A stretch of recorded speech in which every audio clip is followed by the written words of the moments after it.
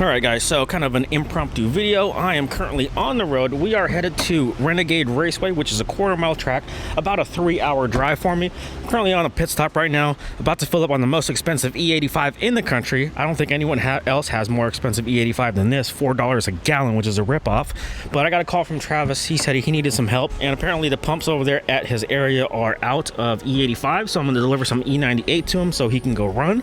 But in the meantime, let's go fill up on some E85. So Josh is going to be there. Travis is going to be there. Like I mentioned, the other Josh might be there. I don't know who else is going to be there. Chandler's going to be there. So it should be a good time. All right, so I was at 80% ethanol when I got here. Let's see what we are right now. Let's see, 81. Wonderful views going up this hill right here. And one thing that really sucks about a big turbo setup when you're just driving normally at around 70 miles an hour is going up big hills really sucks. That's how lazy this turbo is. Wow, talk about being out in the middle of nowhere. Holy crap.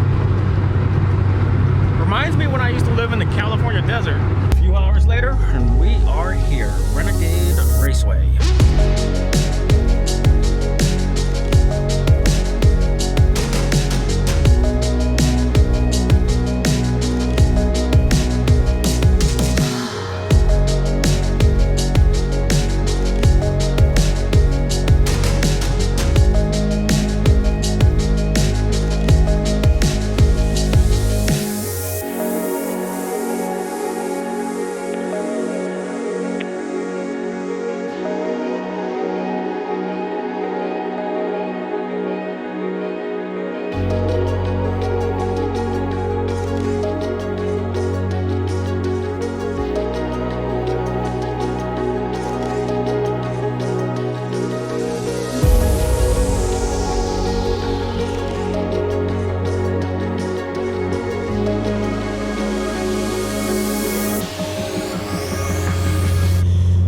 Okay, so I'm not gonna lie, I feel kind of bad. I had to leave early only because I have another event tomorrow where I have to wake up super duper early, and I'm 3 hours away from home right now. But if you guys want to see the rest of the video or a full video of what went down on this track day, check out Josh's channel. I put an eye somewhere in the top corner and a link to his channel down in the description below. Oh shit! Oh shit!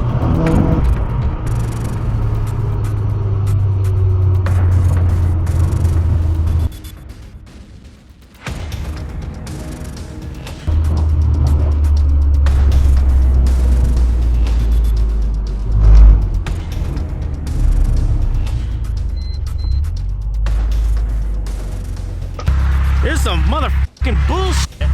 God damn it. Someone dropped their fucking bike. Oh my god, man. Oh boy, front lip is gone. Son of a bitch. Stupid motherfucker. Dropped the bike. The bike is, oh god, look at that.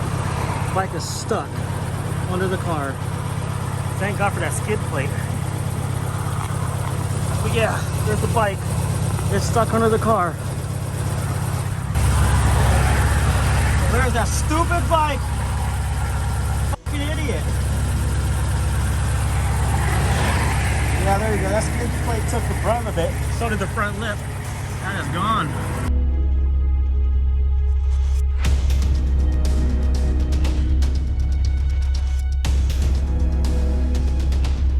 So, came by, the owner of the bike actually took the time to come back and say, hey, that was my bike, you know, I'm sorry, here's my insurance card, you know, we'll take care of it with insurance, blah blah blah. You know, I guess there are still good people around, so we'll get that front lip taken care of. Hopefully there isn't any more damage. I don't think there is, to be honest with you, but we'll see when I get the car up in the air and get it home on the quick jacks, and then we'll go from there.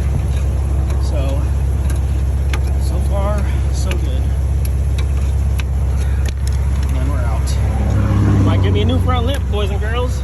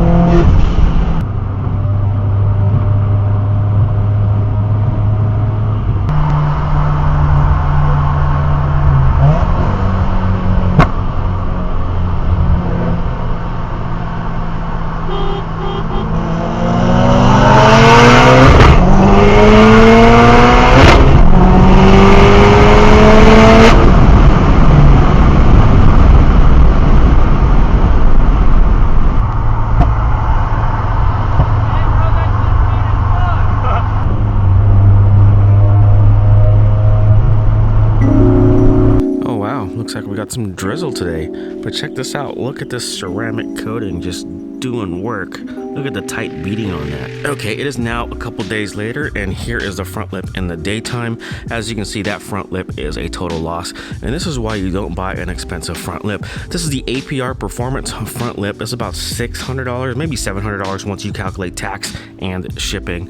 But we're gonna take that off. I do have a spare front lip, so I think one thing that these cars really need is a front lip. It just looks naked without it, but we will see. We're gonna put the car on the quick jacks and see if there's any other damage to the underbody panels. My main concern is that oil pan. Also, I know that diffuser, rear diffuser, might also be a total loss. We might be able to bend some things back, but we will see about that. But there you go. Good thing the PPF kind of held some of it together, but still, it's all damaged. It needs to be thrown away. But other than that, I don't see any other damage to the front bumper, thankfully. But I don't know. Like I said, my main concern is that oil pan. Hopefully it didn't crack the oil pan because it hit it pretty hard.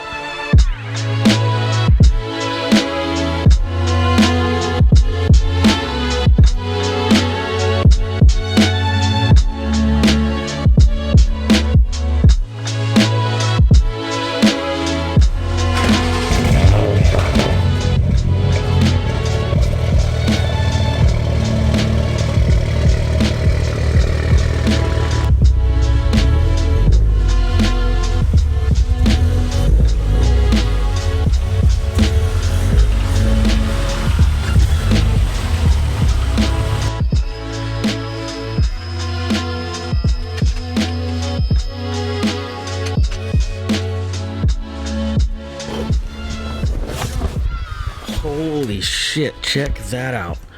Oh my god.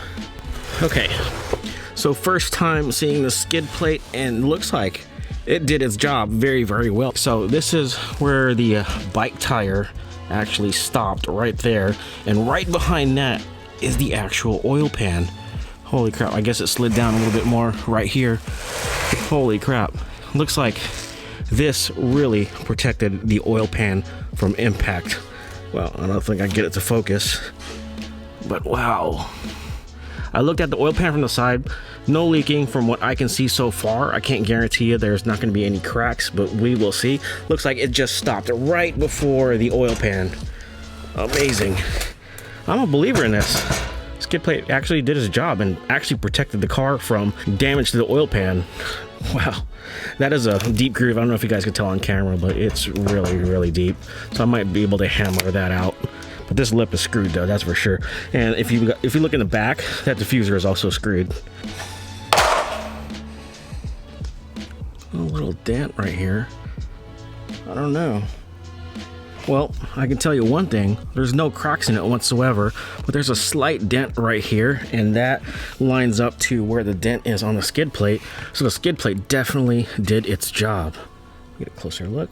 That's about it. All right, so next up, I got my BFH, and we're gonna see if we can hammer that dent out of the skid plate.